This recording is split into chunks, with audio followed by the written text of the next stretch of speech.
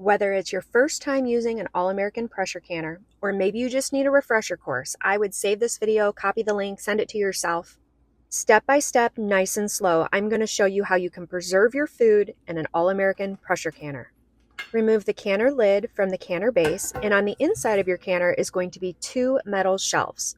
Leave one metal shelf on the bottom of the canner and set the other one to the side.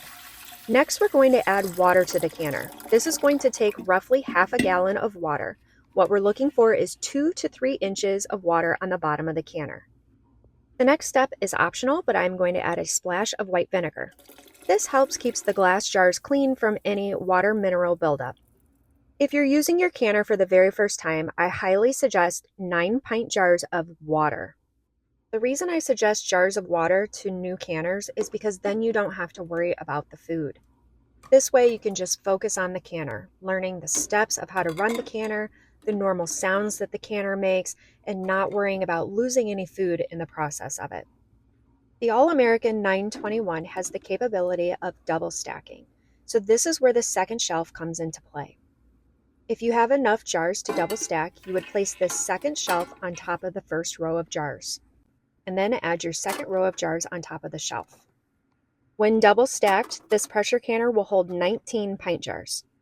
No matter if you have a single row of jars or a double row of jars, the amount of water in the bottom of the canner remains the same, 2 to 3 inches. Next, we need to oil the rim of the lid. To do this, you can use any food-grade oil. Here I'm using just plain vegetable oil. First, I oil the lip of the lid, say that 10 times fast, and then I'm going to oil the lip of the inside of the canner. You should re-oil every 2 to 3 cycles, or if the canner lid starts to get sticky again. It's time to put on the lid. On the lid, you're going to locate the arrow right here, and on the canner, you're going to locate the indentation right here. Placing the lid on the canner with the arrow just to the right of the indentation. The bayonet fingers on the underside of the canner should not be engaged. Turning the lid clockwise will line up the arrow with the indentation and also engage the bayonet fingers on the underside of the lid. Once these are lined up, we can secure the lid to the base by using these wing nuts. When tightening down the wing nuts, we're going to do so on opposite sides. For example, it's like putting the lug nuts on a car. You're going to do the 2 o'clock position and then the 8 o'clock position. Then you'll move to the 4 o'clock position, and across from it, the wing nut at the 11 o'clock position.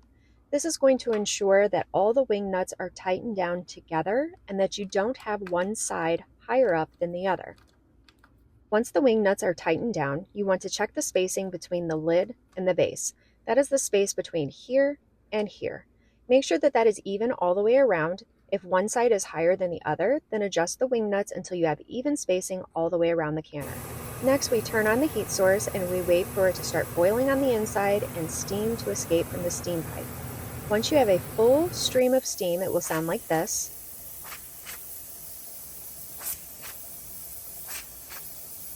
That means that it is time to start your timer for 10 minutes of venting. During the venting process, we are filling up this canner with steam. That steam is going to push the air out of the vent pipe. The steaming is a very important process because we want the whole canner full of steam so there's no air pockets.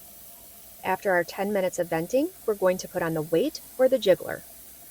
The weight has 3 numbers on it, 5, 10, and 15. The numbers correlate to your elevation. To find out your elevation, Google your zip code plus the word elevation. For 1,000 feet and under, you will use the 10-pound weight. Find the hole for number 10 and place it on the vent pipe. Once the weight is on the vent pipe, the steam will have nowhere to go. This is when we start to build pressure on our dial gauge. Once the dial gauge reaches 10 for our 10-pound weight, that's 240 degrees, the weight will start to jiggle or do a little happy dance. It is normal during this time to see a little bit of water around the bottom of the vent pipe. Here we have achieved 10 pounds of pressure and our weight is doing a little happy dance. The All-American pressure canner has a self-regulating weight. This means that as pressure builds, the weight will jiggle to let off a little bit of steam and then it will stop. It will do this intermittently a couple times a minute. You are in complete control of your pressure canner. If you turn the heat up, the pressure will go up. If you turn the heat down, the pressure will go down. Every canner and stove will have a little sweet spot. Mine is right here. I know that I can maintain pressure at this heat level. If this is your first time using your pressure canner, just remember you control the canner. The canner does not control you. If at any time it is making a noise you don't like, or it's jiggling way too hard too fast, turn the heat down or completely off to maintain control of the canner. Once pressure is achieved, you start your timer. For chicken broth and pint jars, I'm doing 20 minutes. If you're doing water right now, you can do the same. At the end of 20 minutes, you simply turn off the heat and walk away. It's normal at this point to hear some noises inside the canner. Don't worry about that, it's still under pressure. What we don't want to do is remove the weight from the vent pipe. This step is called depressurization, and the canner will do it on its own, so leave the weight on the vent pipe until your dial gauge reaches 0. Once you're at 0, you can safely remove the weight from the vent pipe. Normal to hear a small hiss of steam as you do this. Next, we're going to unlock all of the wing nuts. You can unlock the wing nuts in any order, but just make sure you have somewhere safe and heat resistant to put the lid once you remove it. Once the wing nuts are all unlocked, we are going to turn the lid counterclockwise to disengage the bayonet fingers underneath and lift the lid up and away from our face. I leave my jars in the canner with the lid off for about 10 minutes just to cool before placing them on a heat-resistant pad or towel. Your food is now shelf-stable with no refrigeration, or you have some emergency drinking water.